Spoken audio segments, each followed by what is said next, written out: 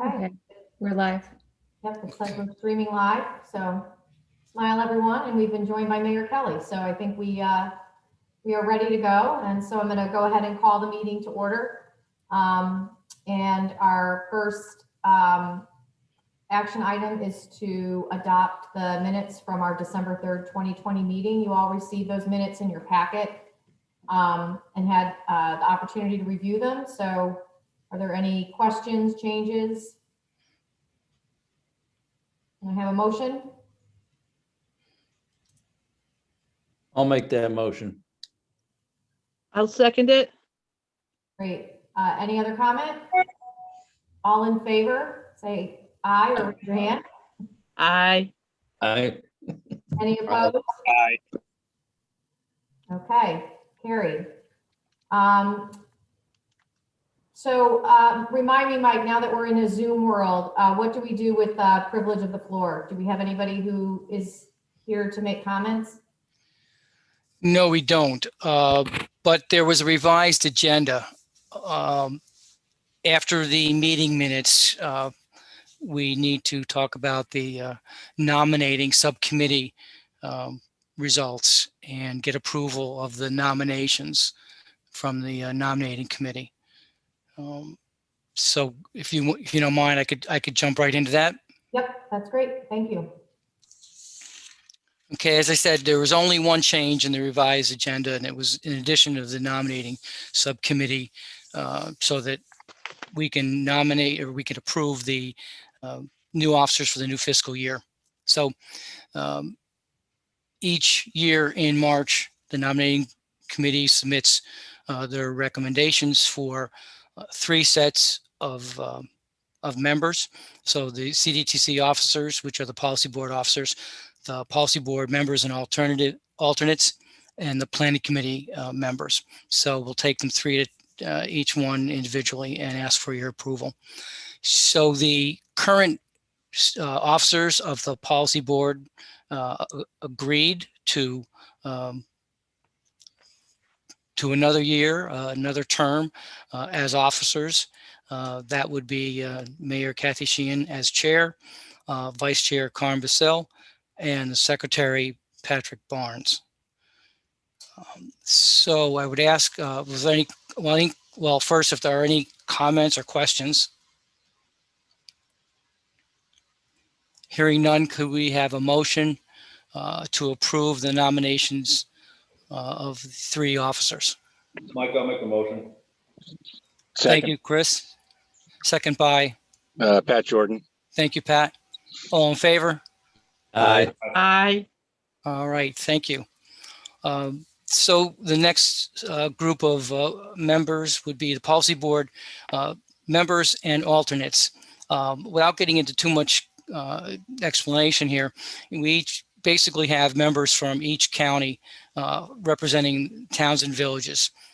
So we'll start with the members. Usually the alternates from the previous year become members in the next year. So the nominating committee nominated from Saratoga County, the town of Clifton Park Supervisor Phil Barrett, and from Schenectady County, the mayor of the village of Scotia, Thomas Gifford. So those are the nominations for the members. For the alternates, for the policy board, town and village alternates, the nominating committee recommended the mayor of the village of Colony, representing Albany County, Thomas Tobin, and recommended either Keith Hammond, the supervisor from Post and Scale, or Mark Surdam, the supervisor from the town of Hoosick, to represent Rensselaer County. I contacted Supervisor Hammond from Post and Scale, and he was not able to accept the nomination. So I contacted Mark Surdam, and he was very capable, very happy and able and willing to accept the nominations. So the 4 nominations are for members: Phil Barrett from Clifton Park, Thomas Gifford from the village of Scotia,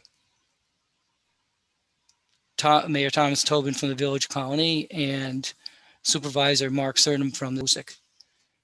Any questions or comments about those policy board members and alternates? Hearing none, can I have a motion to approve the nominations? I'll move it. I'll Kathy? second it. Thank you, Tom. All in favor? Aye. Thank you all. The last group of nominations are for the Planning Committee, Town and Village members and alternates. This is the practice for CDTC is to approve any designated town or village member basically as an alternate, but that the voting member would only be the senior member of that group. So each year we offer the entire slate of designated members. So the senior member is the same as last year for the Planning Committee, Peter Comenzo from the town of Rotterdam. The other alternates that would fill in if Peter wasn't there by seniority: Paul Reyes from the Village of Manans, Rob Leslie, town of Bethlehem, Nadine Fuda from the town of Skodak, Laura Robertson from town of Niskayuna, John Scavo, Clifton Park, John Sopis from Guilderland, Jamie O'Neill, Malta, Andrew Cohart from Scotia, Adam Yilgelski from East Greenbush, and Elizabeth Kormos from the Village of Boston Spa. Any questions or comments about the Planning Committee, Town and Village member and alternates? Sorry. No questions, no comment. I have a motion to approve the Planning Committee, Town and Village member and alternates. I'll make a motion. Pat, thank second you. it. All right. All right. All in favor? Aye. Aye. Aye. Okay. Any abstentions or I should have asked this before. Any abstentions or negative votes? No. Thank you. That is it. That is all the members and alternates for the policy board and planning committee. Thank you very much. Thanks, Mike. And I don't have that updated agenda, so I hope that I'm going to the next thing correctly, which is a presentation by Empire State Passengers Association. Is that Yes. Yes. great? Okay, so we have Stephen Strauss, the executive director of the Empire State Passengers Association. You should be seeing the beginning of his presentation. I hope you are on your screen. And Steve, you are on. Great, thank you very much. And thank you to the members of the Capital District Transportation Committee for giving me a few minutes today to talk about Espa and then a little bit more in depth about replacing the Livingston Avenue Bridge between Rensselaer and Albany. Next slide. That's just a shot of the Albany train station, a great facility that CDTA built for the region. Next slide, please.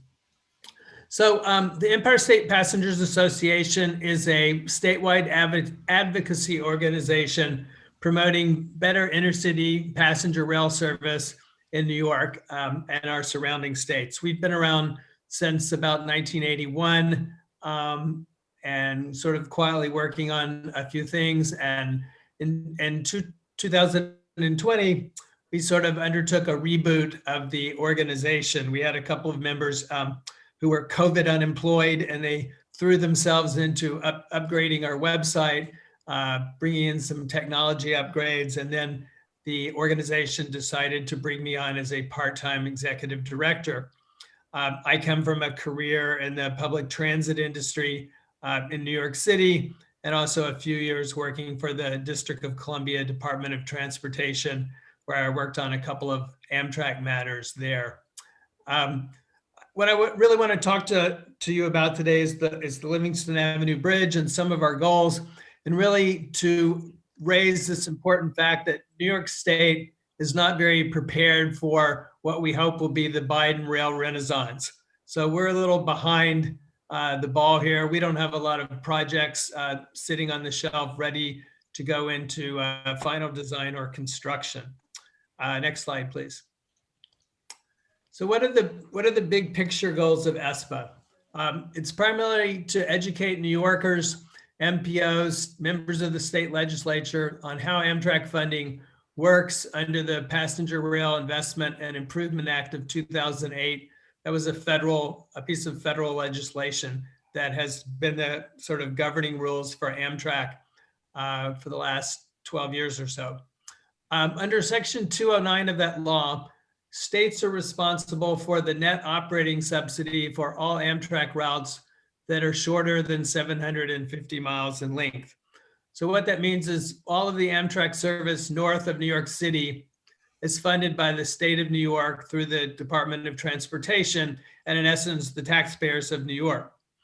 With the one exception, and that's the Lakeshore Limited train, which is a long distance train. It runs from New York City to Chicago, and long distance trains are funded by fare revenue and federal subsidies to Amtrak.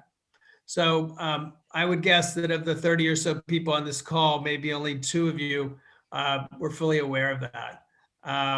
So that's an important thing. We have a lot of control over the frequency and the quality of the Amtrak service that we have in the state.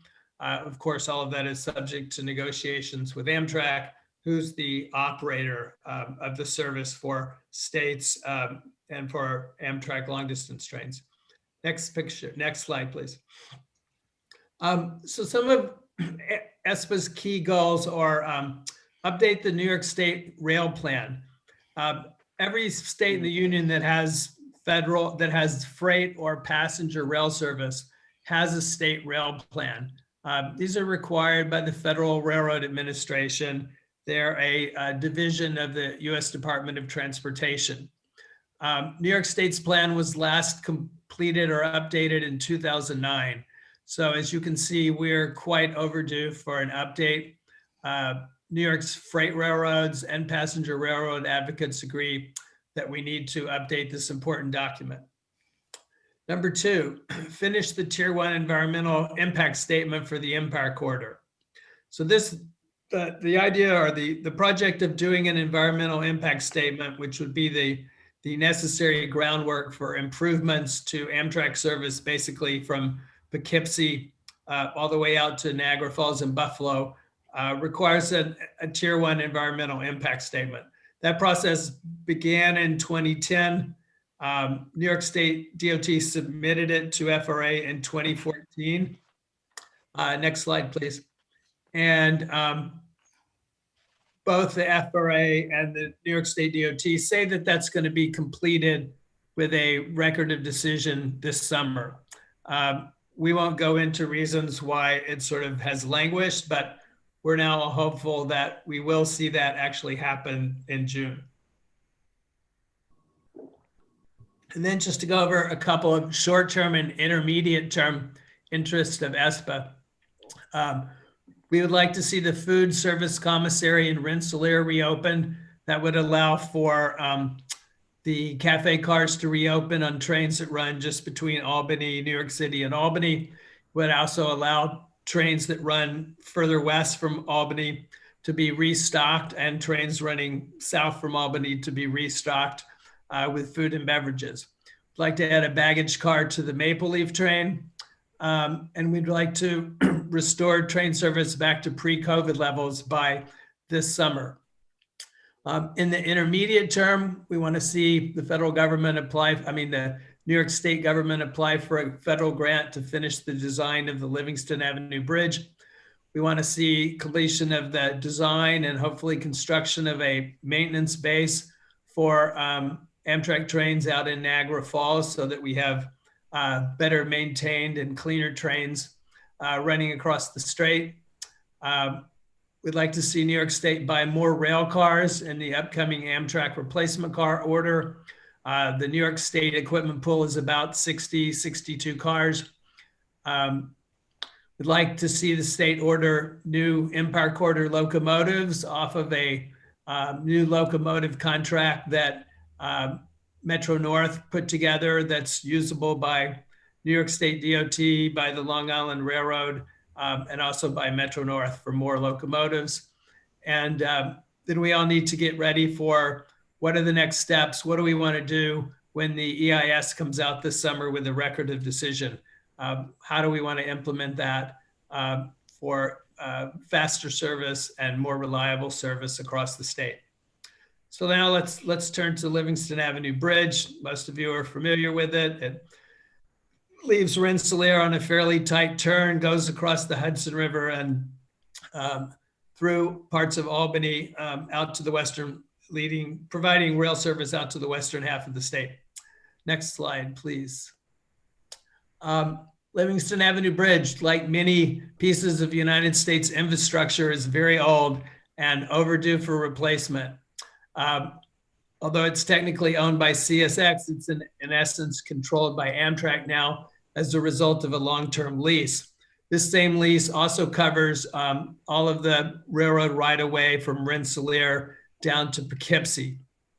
That's also a plus because now Amtrak is maintaining it for passenger rail service at 110 miles an hour. Previously, when it was under CSX maintenance, it was maintained for somewhat slower speeds than that, probably around 90. According to both the FRA and New York State DOT, the environmental assessment for bridge replacement is supposed to be completed in June of this year. New York State DOT's website promises a public meeting on the findings also in 2021. And as you probably know, there are a fair number of people interested in trying to have a pedestrian and bicycle bridge as part of any Livingston Avenue bridge replacement.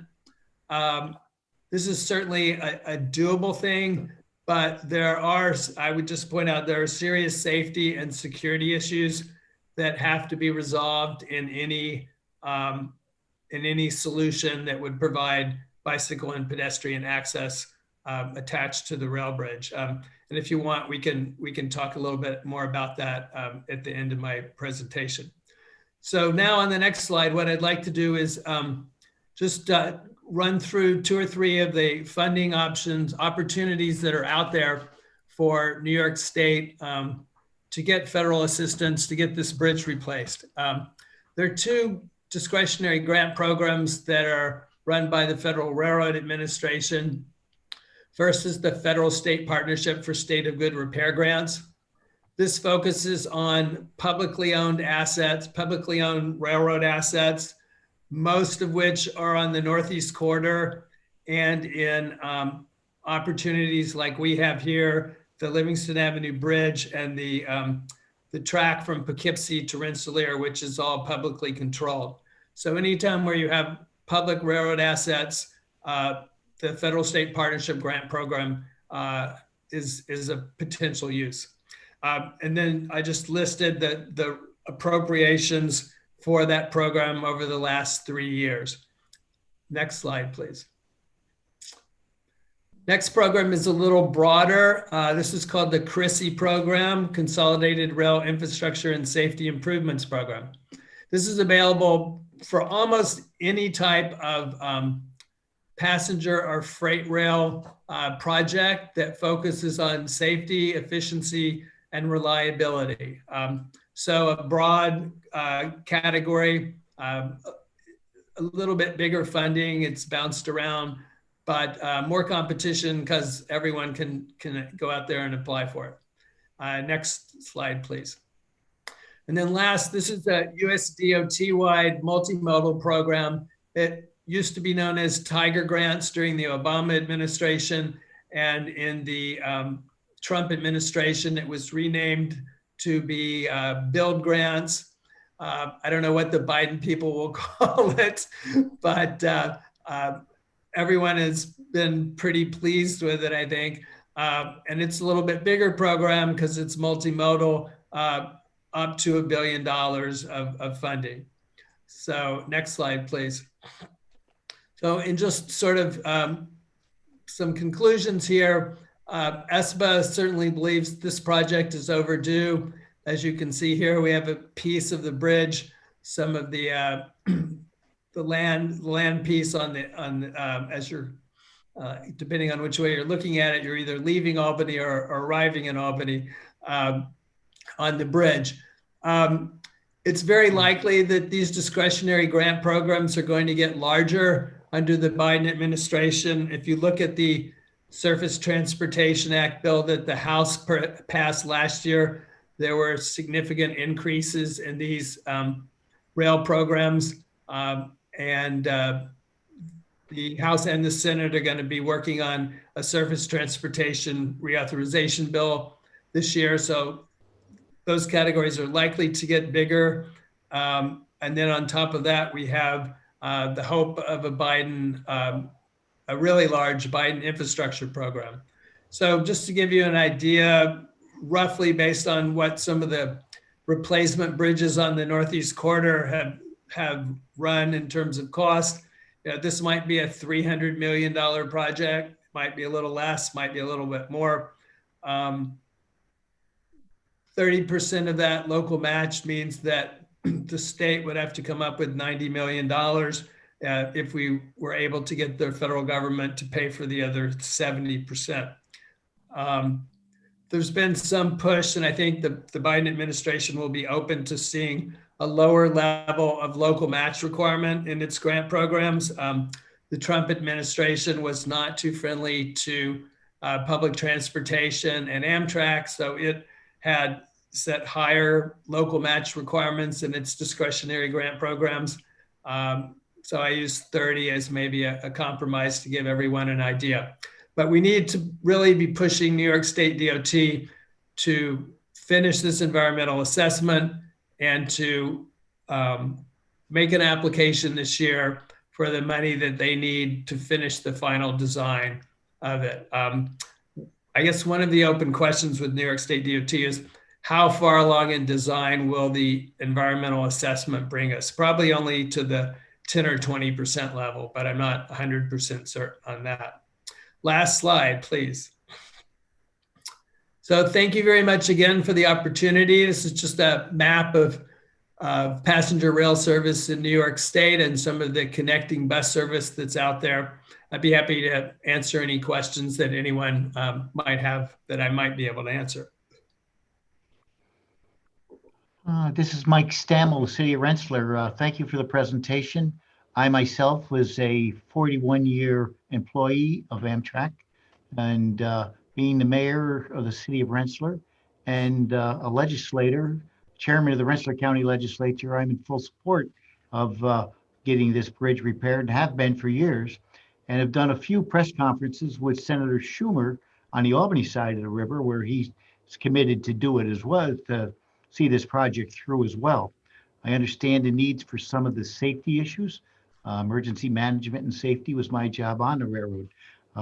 I must say, though, as a youth, we used to be on that bridge all the time. And the guys who used to operate the bridge sitting up there would just blow a horn and make us stand still, and they'd swing it open and swing it closed. So, you know, you don't have to be too much of a scientist, brain scientist, to understand that, you know, at the end of the walkway there, the bridge ends up in a river if you don't be safe. So, but I've been hoping this state, and I would give any support that I could, in order with Amtrak or with any of my government liaisons to support this project in full. As maybe Mike knows, I've pestered him a number of times on some of these meetings to find out where this project stood. And just for clarification, on this side of the river, we call it Rensselaer. There's no ear on the end of Rensselaer. So, all right. Thank you. So, but other than that, I thank you for such a great project, and maybe I'll look you up and see if I can join your association. Thank you. We'd be happy to have you as a member. Thank you very much. Steve, I'm curious to know, and Mike should probably be more curious to know, why are we pushing to have the maintenance facility in Buffalo rather than Rensselaer? Well, it's really the fact that I think they already have that here in the capital region, and we don't have anything at the other end of the train. So okay. I don't know that it would be a particularly fancy facility, but right now I'm told that they basically do everything outdoors. So, you know, they lay down sheets of cardboard or masonite, and then, you know, they get under trains and have to do things, and that's not very productive or efficient. So I don't think we're talking about much competition to what we have in Rensselaer. And it's just generally good to have a little something on both ends of your train route. This is Andrew Kreshik from Troy. Just curious, what is the relationship other than CSX being the holding the lease for Amtrak? Any type of improvement on that bridge, how would CSX and Amtrak play into that? I am not the legal expert on this, but as far as I have gotten, it is considered a public asset. So based on the lease, so it would qualify for the federal state partnership funding. You know, I don't know if you're thinking of an issue of like, would CSX put any money into the project? I would be fairly skeptical. I mean, we could always ask, but I think that that's not the case. But yeah, it's an interest. Yeah, maybe we should be asking for 5 or 10% of the cost from them, because ultimately, I assume they maintain trackage rights over it, and if they ever wanted to run freight service, you know, they maintain that right. More so, how much leverage Amtrak has over making CSX do something? Well, I think it's pretty much an Amtrak bridge for all practical purposes. So I'm not, did you have any particular thing in mind? Amtrak controls the movement of all trains going in and out of the station, and those go over the bridge as well.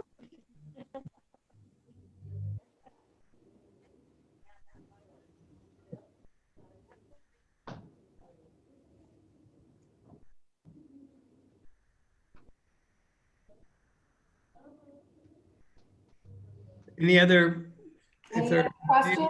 questions on this project? So I guess the key thing will be to see, you know, do they meet this June promise? And then how does the MPO and the local elected officials want to react on what they're telling us and what the next steps can be? Just to clarify, this is it's a state project then, a state ask, you're talking to put it together? I believe so. I mean, technically, Amtrak could do it with, well, I mean, I guess they could do it without the state, but I think because this is all served by state-supported trains and one long-distance train, you might see Amtrak putting up some of the money, but the state would what people would probably say is that an application should be made for one of these two FRA grant programs, or perhaps for a build grant.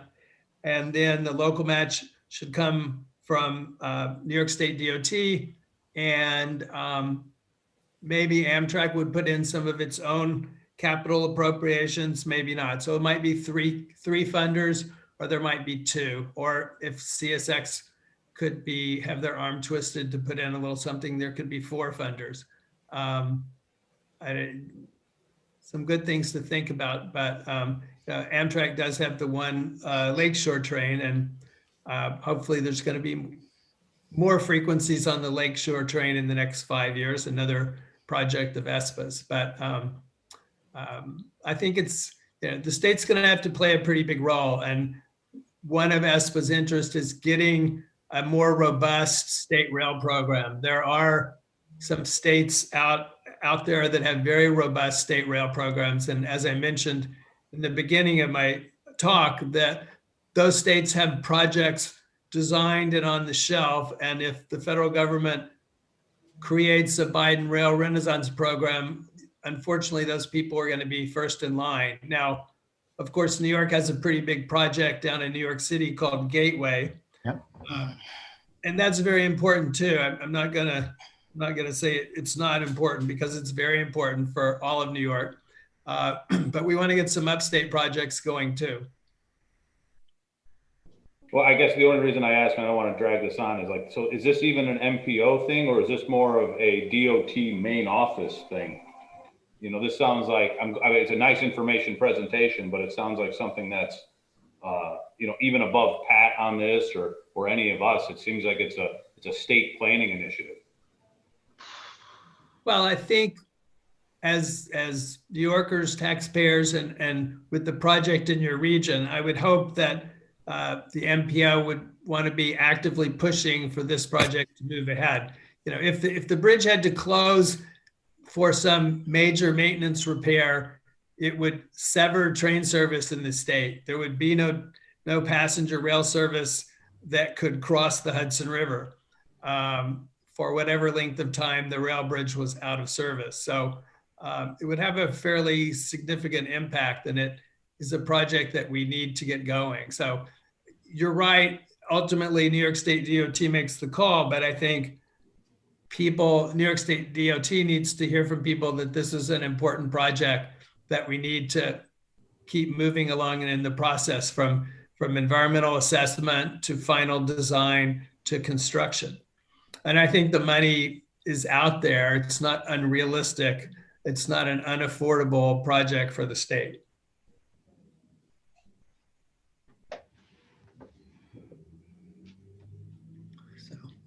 Well, thank you very much, Mr. Franchini. I won't take up any more time of the MPO. And if anyone has any follow-up questions, Michael knows where to reach me. Okay, Steve, thank you very much. Thanks. Hey, Mike, before we move ahead, could I just jump in real quick? Yes. I just wanted to remind everyone that in the New Visions Regional Transportation Plan, we do have the Livingston Avenue Bridge project as a priority. We talk about it in the transit chapter. So I just wanted to point that out, that, you know, the MPO does have some support in the Regional Transportation Plan for the project.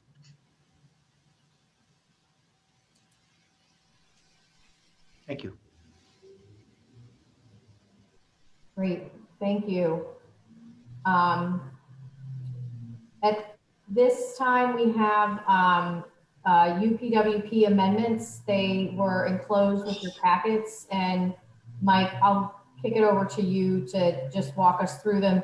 Do you want us to vote on all of them at once or each of them individually? We could vote on all of them at once. So why don't I just go ahead and summarize what was in the package, and let's see, I'll try to share my screen first.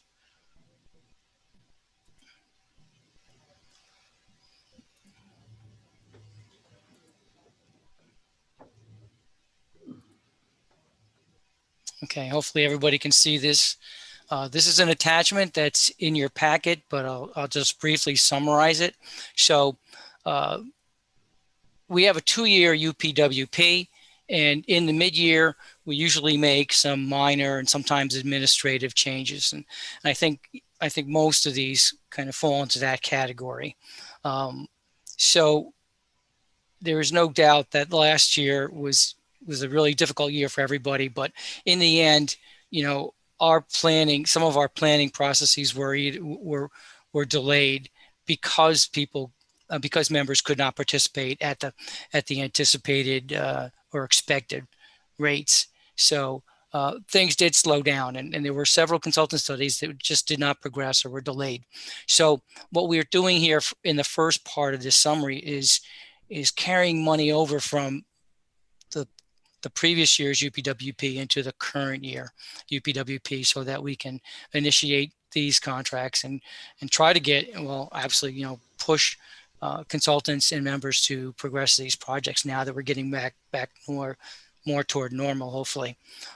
So there's a table here with a list of studies, consultant efforts that where it shows the amount of money in the first year and the second year, and then the revised amount, which is just the sum of the 2 years into the final year of the UPWP, which is starting in April 1st. And along with these administrative changes, there are a couple other changes that we want to just highlight and make sure the committee's familiar, the board's familiar with. One of the changes is in the highway condition inventory for the city of Albany.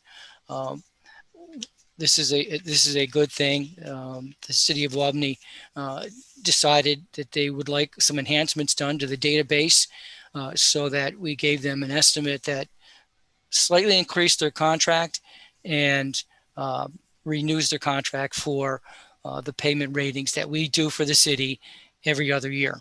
It just happens to be this year and we'll be doing the payment ratings. So it's a slight increase in cost being paid for by the city of Albany, just so people know about that. That's a change. There's a change in the freight planning task number 4.21.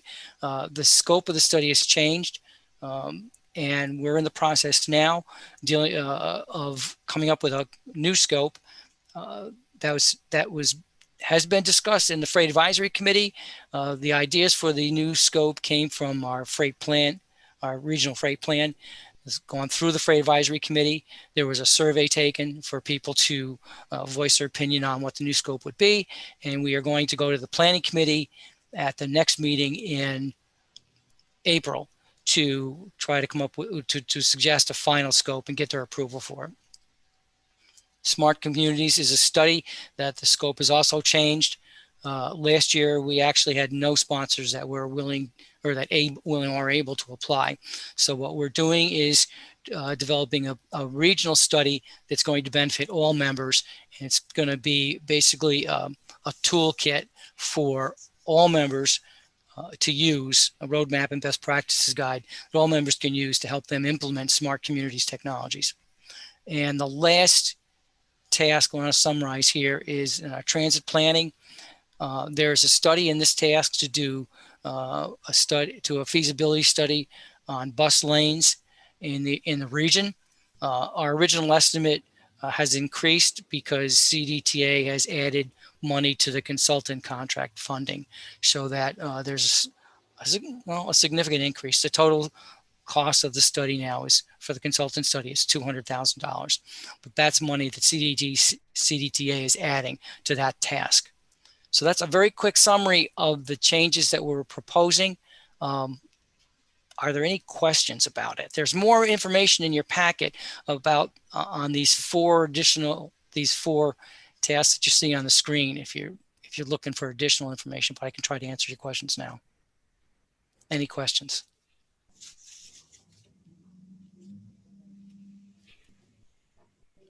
Okay, hearing none, can I have a motion to adopt the amendments to the UPWP?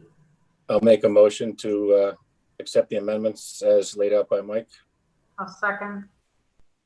Any further discussion? All in favor, say aye. Aye. Aye. Any opposed or abstaining? Great, thank you. We also are being called upon to approve the participation plan update that has been worked on by the staff, and there was a summary that was enclosed in our packet and more information that was available. Mike, is there anything you want to have you or someone from the staff highlight on this? Jen Saponis is the project manager for this. Jen, are you available? I think you're still on. Would you summarize the changes? Sure. So this is an update to the Cdtc public participation plan. We usually do this after we adopt a new visions plan, and it really it outlines what our goals are of our public participation policy, but it also provides strategies and how we'll continue to evaluate our performance in public participation. So this handout that you have, really kind of outlines the highlights of the update, what has changed from the previous policy, and what new things we'd like to do going forward.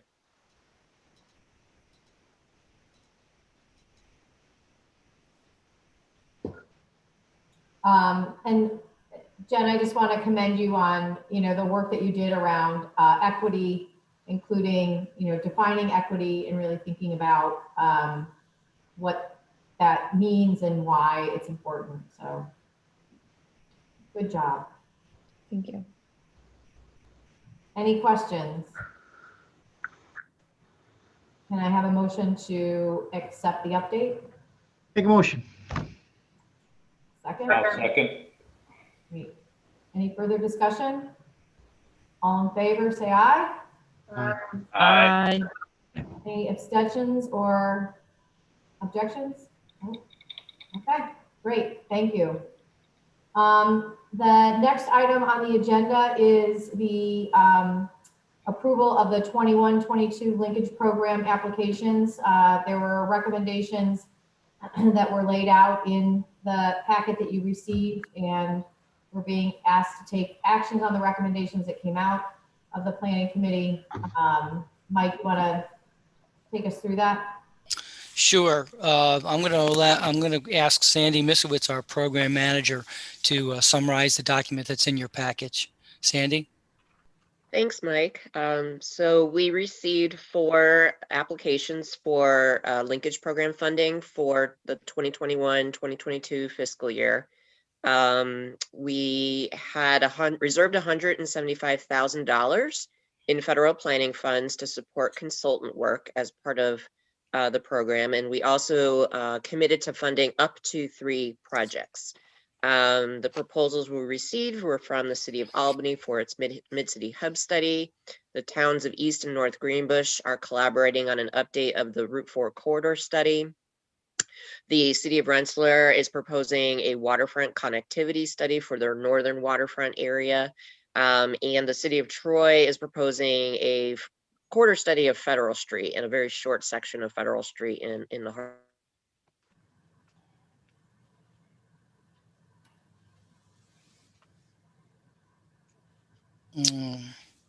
Looks like we just lost Sandy. Her internet's been cutting out, but usually she comes back.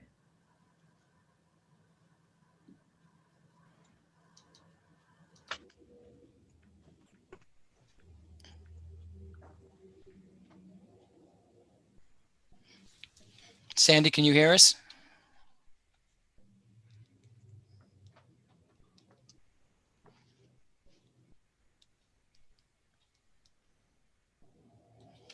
Okay.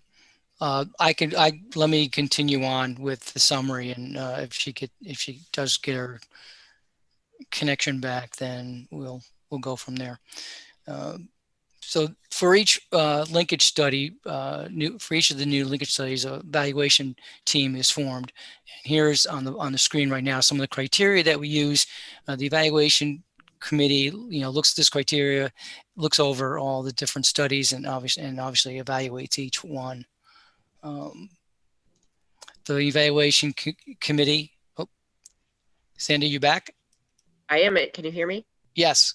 Okay, sorry. I have been having internet problems, and it's always between the hours of 3 and 4 for some reason. So it's amazing. Sorry about that. I was just talking about the funding options that the evaluation committee came up with. So if you want to start from there, please. Sure. So the evaluation team identified 2 funding options for planning committee consideration. One, that included the City of Albany, the City of Troy, and the Town of East Greenbush projects. And then the second funding option swapped out the Albany project for the City of Rensselaer's project. And for a number of reasons, we haven't worked with the City of Rensselaer since 2004. It's a small city with limited staff for planning and proactive planning in particular. Albany has benefited from a lot of linkage planning work in recent years. For all those reasons, we recommended to the planning committee that they approve one of these 2 options, and the planning committee opted for option 2, which included Troy, East Greenbush, and Rensselaer. So that is the recommendation before you. Today, we're seeking your approval to incorporate these into the Unified Planning Work Program and officially award the funding. Thanks, Sandy. Are there any questions?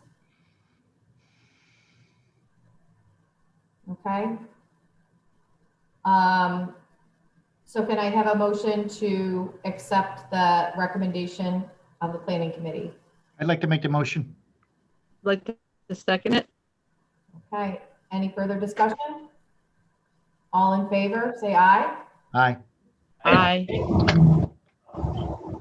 And Linda, I have no hard feelings, even though Rensselaer County took the sweep. Yeah, we usually don't have very much at all, and there's a lot of years we don't even have one application for it, so this time we actually have great. With all due respect, Mayor, I would like to say that with this linkage program along the riverfront for Rensselaer and the bridge, we hope to join forces in the middle and become one big happy community. So I agree, and I was not, I really wasn't being facetious. I think that this is, you know, this is the right decision, and these are all really good projects. thank you, Mayor. Okay. So with that, we have a tip application and evaluation update. Take it away, Mike. Okay, so, you know, with any process, it has to be updated pretty much on a regular basis. And staff discussed this, and we came up with some ideas on how we want to try to improve the tip update process before we start the next tip update. So this is the enclosure summary that's in your package. You know, we basically looked at 3 different areas, and we split the staff into 3 different teams, and each team is working on their own in their own area to make these improvements. So, Sandy, do you want to summarize the actual teams and what their responsibilities are? Sure, I'll try to do this with my camera off since I'm having some internet connectivity problems. So, you know, our staff internally has discussed the need to update some of our processes and procedures related to the Transportation Improvement Program update process. And we established and worked with the Planning Committee to establish 3 teams internal to CDTC that will work on updating various aspects of our process. The first is the development of a web-based project application. Those of you who have been around for a while know that we've always developed and provided a paper-based project application. So we're going to move to an electronic version with an updated set of questions that we hope will provide better information to us as staff members as we work through the evaluation of projects, but hopefully provide clarity and a more simple process for the sponsors to apply for the funding. So we will be working on that. The second area is the merit score sheet. 50% of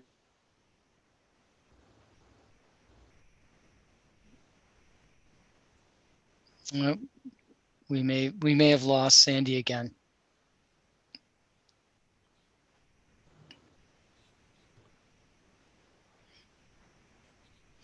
All right, so when we do our evaluations for each project, 50% of the score sheet is for the quantitative side, which is the BC ratio, benefit cost ratio. The other 50% is the merit score sheet. Things have changed on the criteria for the merit score sheet. Some of the references need to be updated. Some of the wording needs to be tightened up. So there's a team that's looking at the merit score sheet. We don't really foresee any major changes to the merit score sheet, just a fine tuning and making sure that it's clear. It's very important that members understand how their projects are being scored. So we want to make sure that each of the criteria is clear. Members can understand what they need if they'd like to improve their score for their each project. So there would be a team working on that. The last team is working on the evaluation and data management. And here we're trying to automate the process. Again, we think we're going to be able to use Microsoft Access, but we've looked at several different databases, but we think Microsoft Access is going to be the best one for us. And we're going to try to automate the process of maintaining all the data associated with each project, and then all the projects themselves, and then all the scores and the evaluations. So it's not, I don't want to say it's ambitious, because I think it's doable, but we're trying to get all this done before the tip update, which we think is going to start this fall.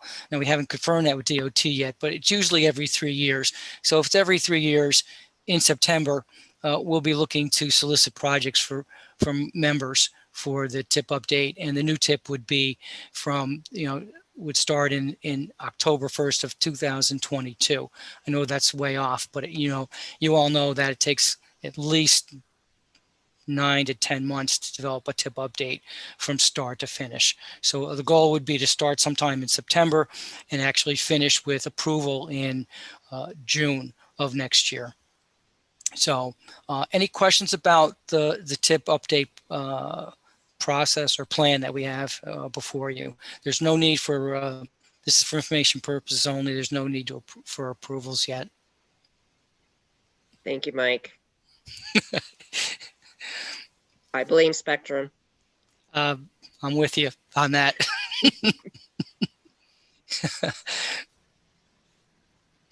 Okay, thank you very much. We'll keep you all informed, as we are keeping the planning committee involved and informed also.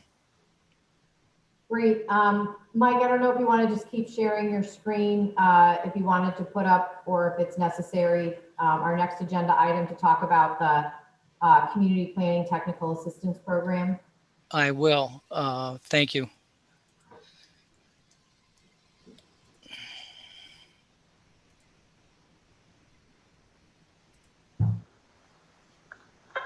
Everybody see that? No. Not yet. No. Okay, hold on.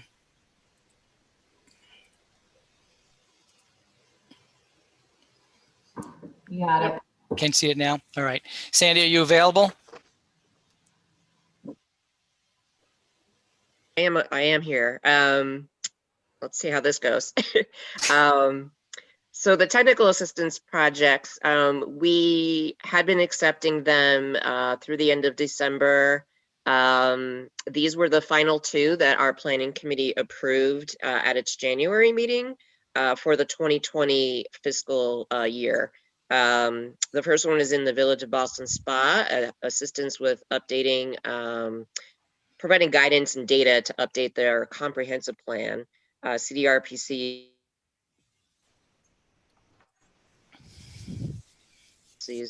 And then for the town of Glenville, we're working with them on a road safety analysis project for Hoffman Hill Road, which is a fairly rural road with some challenges with respect to safety. So those are the two that we have awarded for January at the January Planning Committee meeting. This program we anticipate being launched for the 2021 federal fiscal year. We'll be bringing something to Planning Committee in April for the next year. So any questions about that? I'd just like to say that this is a joint, a very joint program between us and CDRPC. It's really worked very well. We've had it now probably 3 different solicitations, and there's really been a sharing of resources between both agencies, and there's been a demand for, again, for both agencies and their staff resources. So it's really worked out very well. Great. Thanks. So Mike, let's just roll up onto the status of planning activities. Did you have anything else you wanted to add? Really quickly, let me just get to the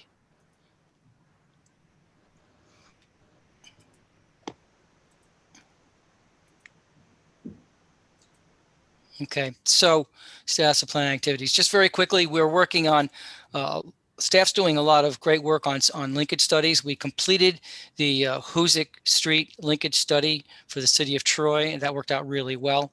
That was actually approved by their Common Council. We also just finished up the Albany Bike Ped, City of Albany Bike Ped Master Plan study. So those are now complete linkage studies. In your packet, you'll see our table with all of our planning efforts. So right now we're beginning the new linkage studies that we'll be doing in Boston Spa, Manans, and the Village of Scotia. Beyond that, our local bridge study is really progressing quickly. The consultant has a draft list of bridges and preservation repair strategies, and they're working right now to confirm that those strategies. We're looking forward to having a complete draft out to members by the end of this month.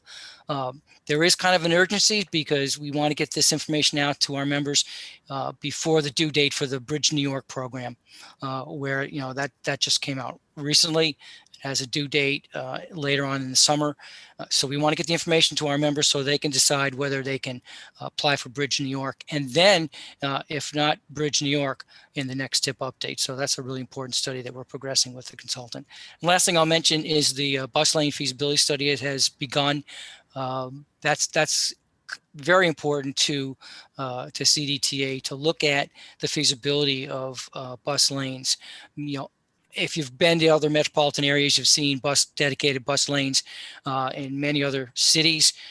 We do not have very many right now. Really, the only one is proposed. I don't think we have any at all. So the idea is to look at feasibility in our area for these bus lanes, and I'll leave it at that. Thank you. Okay, CDRPC. I can't see everyone who's here. I know I saw Mark. Yeah, I'm here, Mayor. Can Okay. everyone hear me? We can. So just a quick update, the US Census 2020 continues to go through a data quality assessment. So it looks like they're likely going to miss their March 31st deadline, as a number of agencies, including the National Institutes of Science, are looking at the quality of the 2020 census and the census data before finalizing those things. So we continue to monitor the situation, and we'll make sure everyone's informed. We did launch the new program, a new round of our Clean Energy Communities program funded by NYSERDA. This is called the Leadership Round.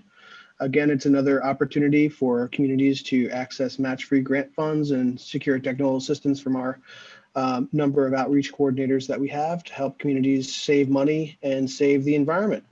CDRPC's Spring Planning and Zoning webinar series will kick off in the later half in March and continue through May this year. Hopefully it'll continue to be as successful as our earlier efforts have been.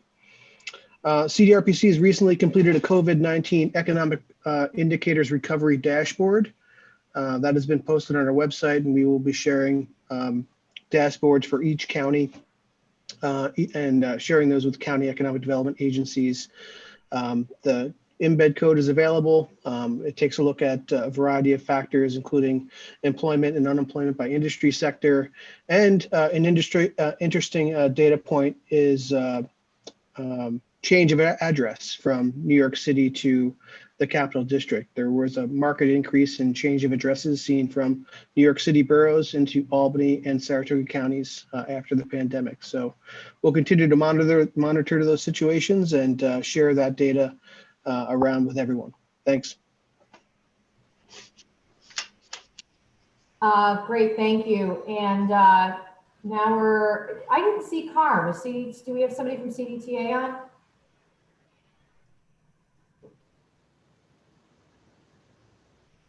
No? I don't think we do. Carm wasn't sure he was going to be able to make it. He was a maybe, but I didn't see him log on. So I don't think he's on the meeting, and I don't think anybody else is either. Okay. I did see Pat, I thought, from DOT. Is DOT still on? Yeah, Mayor, I'm on as long as I can get my mute button off. Can you all hear me okay? I got kind of a cheap microphone here, but we can hear you. Okay, the sun is shining, the snow's melting, the sun is running, and we're getting ready for another construction season, so that's good. Mike did mention, we do have another round of Bridge New York was announced. It's a $200 million statewide. We're recommending that as we put in the estimates for these to be on the higher end because these are capped awards. And just for your calendars, if you'd like DOT to review your applications and send back comments for the draft culvert applications, we'd like those in by April 14th. The final for the culverts are due in May 19th. If you want us to review your draft bridge applications, get them to DOT by May 5th. And the final applications for Bridge New York will be June 9th. So Mike has up on the screen right now Regional Director Commitment List. This is something I sign off on every year. These are the local projects. I'll be signing this shortly, so please review your projects. I mean, if there's a reason why we can't deliver these with the dates we have, I need to know that right away. We have a similar one for the state projects. It's just a little bit shorter. But the idea is, you know, I'm signing in blood that we will deliver these. We're in good shape to do that. We're working remotely, a lot of us here at DOT, but we're still full steam ahead.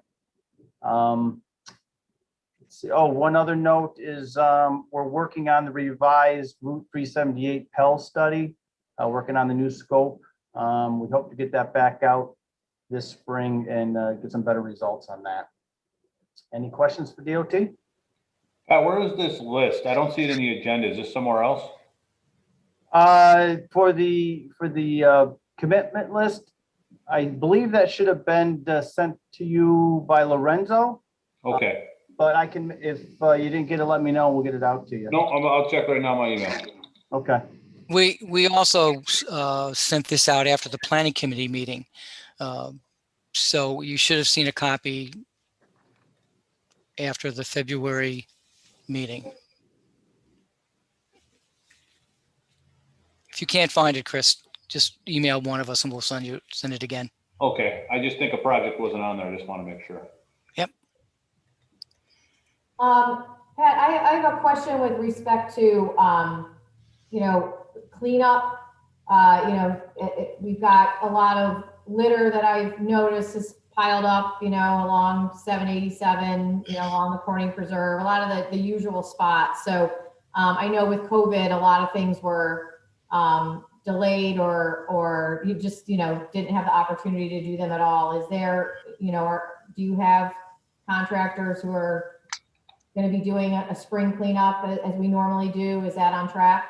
Yes, all that's on track. We still have the contractor in place to do the box, you know, 787, alternate 7, 97, and 90. And then our operations folks are 100%. So the areas that they clean up, we're scheduled to do that as well as the snow melts away. So we're in good shape. Great, thank you.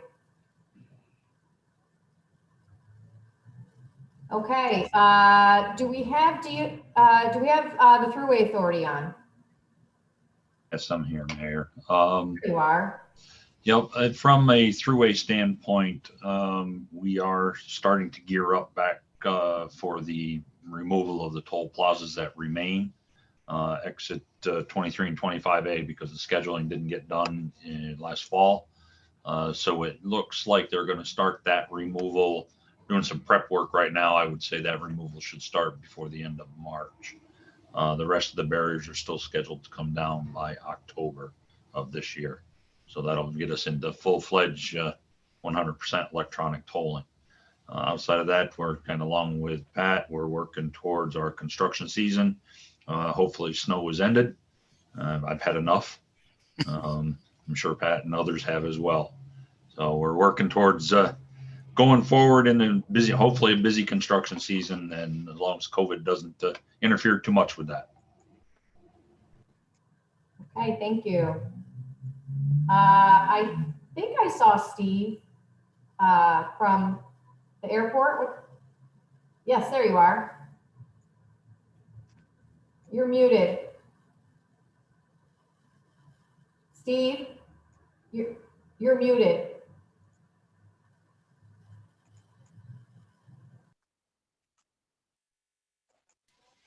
Mayor, he was in the chat box and he said he was having some technical difficulties with his audio, so he may not be able to respond. Okay. Well, I'm sure everything is just wonderful and sunshine and roses at the airport. No issues at all. He's laughing. Yeah, I don't think he can join us. You know what? Why don't we go on to Pat? Hold on, I think I got it. Oh, there we go. He's got it. Thank you, Mayor. I apologize. All right, very briefly, 30-second report from the airport. We're still missing half our operations and almost 2/3 of our passengers.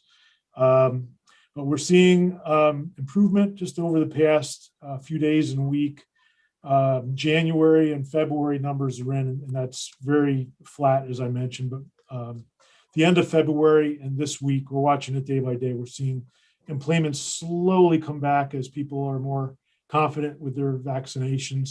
The air transport sector, still has a unique place among interstate travelers that we are the only ones with the National Guard as your meeters and greeters here. So National Guard's been in residence for every commercial flight arriving at this airport and statewide, mandating the enforcement of the quarantine and questionnaires, and they actually track people, as you may know. But many of us are getting into our vaccinations, and we're seeing better employments now. The bright side is cargo has been up consistently every month compared with the same month prior year by at least 10 to 15%. So as people are staying home and shipping by air more, we're seeing increased competition and landed weights for air cargo. On the capital side, we're doing over $5 million in asphalt rehab.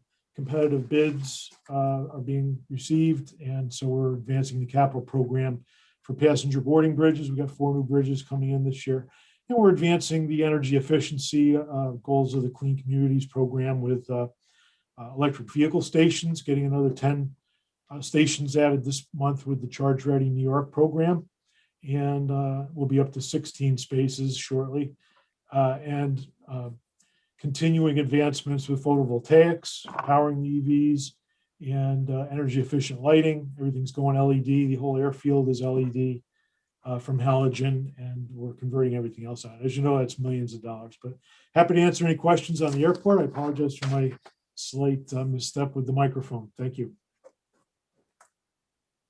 Thanks, Steve. Hearing no questions, I'll toss it over to Patrick Jordan and the port where nothing at all is happening. No, nothing's happening. I was actually trying to read Steve's lips, and I realized I'm not that good at it, so wasn't gonna be able to help. We are our construction crews are working right now on 60,000 square foot warehouse that I've probably been talking about for a year. We're hoping that's completed in the next 2 weeks, and our stevedore is ready to fill it next month. Our ships are just continuing to come in. It's just luckily for us, and we're seems to be one of the few. The COVID has not stopped the longshoremen and women at the port. It keeps going. Which brings me to my next comment. January, the maritime business through the port and the stevedore was the busiest in decades.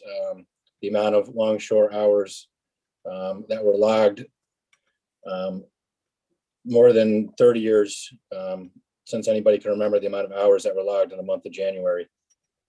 And most importantly, what the mayor was alluding to, and hopefully everybody saw in the paper, is that the port was lucky enough, or did its job correctly, hopefully, to be part of the NYSERDA award about a month and a half, 2 months ago now, through the state's offshore wind solicitation process. We were going up against 11 other ports, and only 3 ports came out with projects that the state and NYSERDA deemed viable.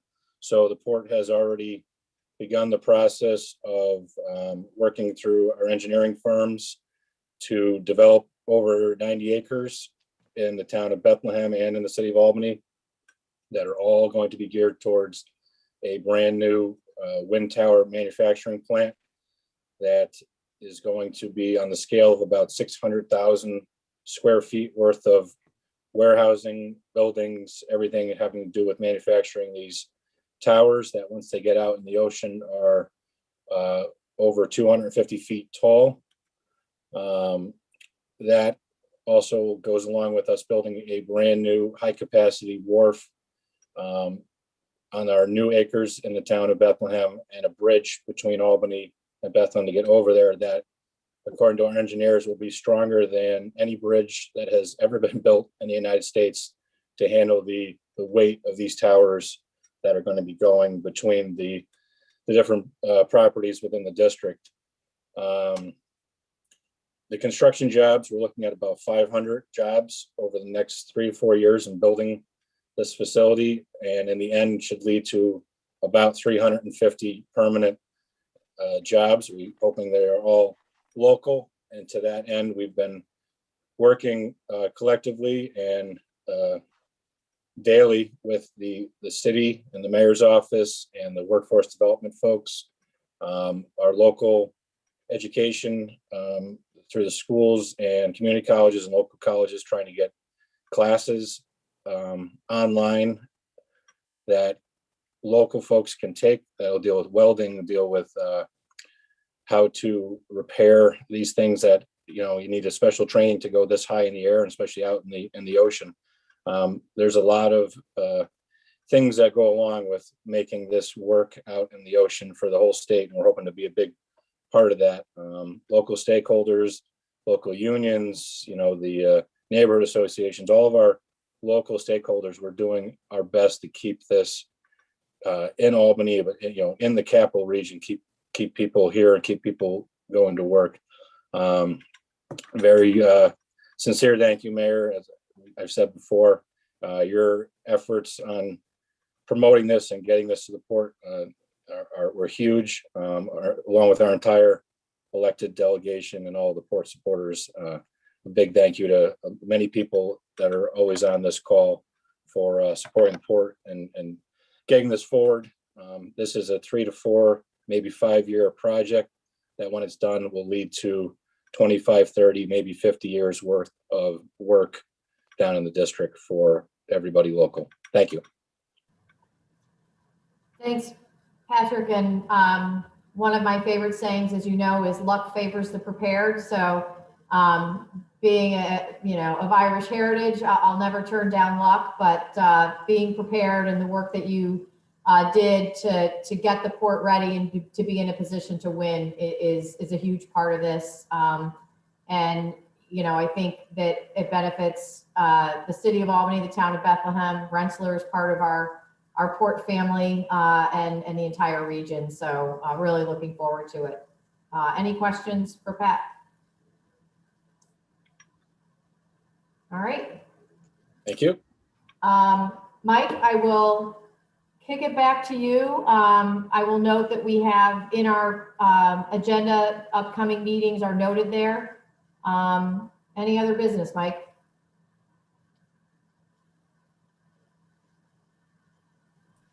We do not have any other business that I know of. Okay. Well, Hey, Mike, can I bring one thing up? Sure. Real quick, I just wanted to point out, we were talking about Bridge New York, and we had to train people. And I just wanted to point out, the city has yet another bridge over Amtrak tracks that Amtrak is listed as the owner on, and that they're refusing to do any work on. So it's putting the city in a position where we're going to have to go after funding and kind of get an exception. So very similar to Oak Street, very similar to Kings Road. And I just wanted to point out, because it seems to be the city of Schenectady has these bridges. There's 3 or 4 in a row. But I just wanted to point out, it's just another one of those things where the railroad comes back and says, sorry, not our problem. I understand what it says, but we took over for another railroad like Penn. So I just wanted to bring that up again, because it always comes up for me. Yeah, Chris, and the one in Scotia is exactly the same way. Yep, they brought a sunny side to it, Tom. Yeah, we were hoping you would have cracked it, but well, yeah. Okay, I just wanted to point it out. Thank you. Hey, you know, we're trying to put lights underneath a railroad bridge for pedestrians to be able to get from our warehouse district, up into downtown, and we can't. We've had to engineer our way to do it without have to actually touching the bridge. So I think we all have, challenges working with the railroads to be able to control our own destinies with respect to these bridges. But, you know, Mike, maybe that's something that we could put them a little bit in the hot seat and ask them to come in and talk to us about it. So.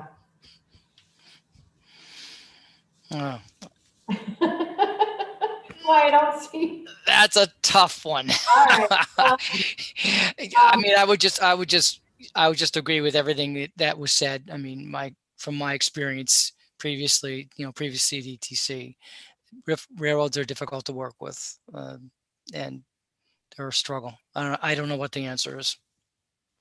Well, maybe there's a new route with the new Secretary of Transportation. I mean, he seems young and energetic and was a mayor of a city and maybe could relate to some of the issues that, I mean, I don't know if it's just in New York State that we have these seeming issues of pointing fingers on ownership or who is responsible for what when it comes to the railroads.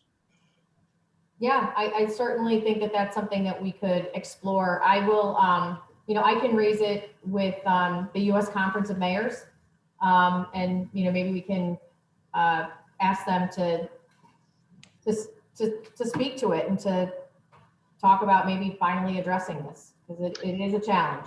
We can't paint them, we can't do anything, can't touch them. But, then when we ask them to do something, the answer is always no. Yeah, I agree. The thing with the railroads, all the railroads, is they have federal protection. And that's the hardest thing to break through, is they're protected by a lot of federal laws. And, our Congress and Senate has to get involved in that. All right. Can I have a motion to adjourn? I'll make that motion. All right, all in favor? Aye. All right. Aye. We'll Thank see you. Great. Thank you. Thank you, everybody. Thank you. Thank you, everybody.